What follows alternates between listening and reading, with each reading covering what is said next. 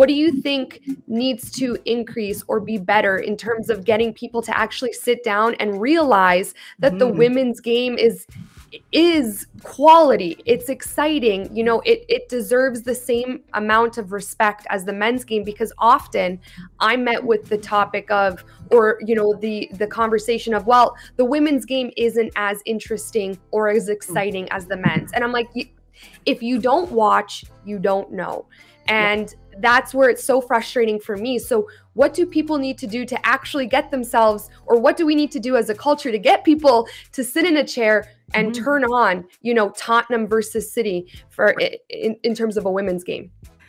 I mean, this very basic answer about, you know, what needs to shift in our culture, but just accepting it and seeing that these women are fabulous and they're so special. Like, this game is so special in the sense that they bring so much passion and skill, you know, to the field. It's such a joy to watch. These women are also going against such a long-standing patriarchal system.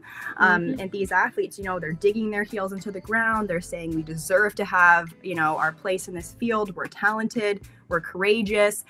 We can put on a show. And I think people just need to see these really fabulous human attributes and to just, quite frankly, put the gender aside for a minute and see, okay, these women could go on a pitch. There's hardly, you know, any dives. There's way less fouls. It's just them going out, battling it out. And to me, that is, you know, so special. And it's fun. It's just fun. And to give these people a chance, I think, you know, from a cultural perspective, I think it's quite simply just giving it a shot and opening your brain to the possibilities. You know, I think this might not be the right word, but I'm kind of, you know, brainwashed in a way. When you think about football, you automatically think of men.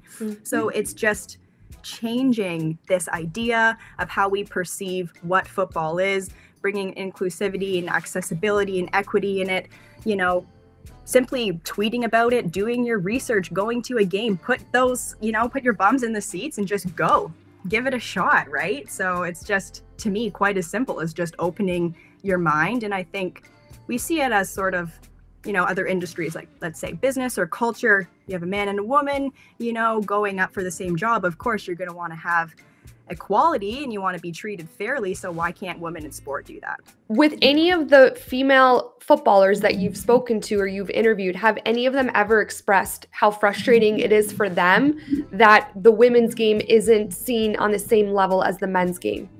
Yeah. So my favorite interview and like frustrating things especially is somebody from, you know, Janine Becky. I spoke to her for Waking the Red. She was awesome. I just want to say, yeah, definitely my favorite footballer I've ever interviewed. She's so well spoken. I was so nervous to speak with her because she's one of my idols as well in the game, but like, she just treats you like a friend and it makes you feel really at ease. And yeah, just shows the power of some of these fantastic female footballers for sure. But to your point, you know, about her speaking about the frustrations, she's like, sometimes people don't take us seriously because they think we're not as skilled or we're not as good. The game isn't as fast. It's not as exciting. Like, who wants to go see, you know, women on a pitch when we can go see amazing stars like Leo Messi or Benzema or all of these, obviously, you know, big names.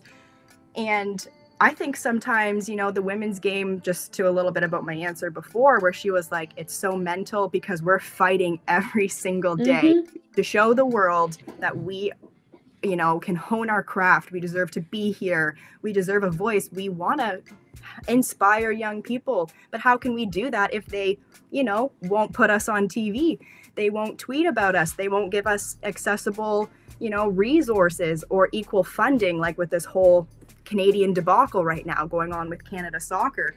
So it's hard though, because, you know, the men are obviously the ones who are bringing in the higher revenue, the higher funding options. But like I said before, if Janine's right, if we don't, you know, have the visibility, the accessibility, nothing is going to change.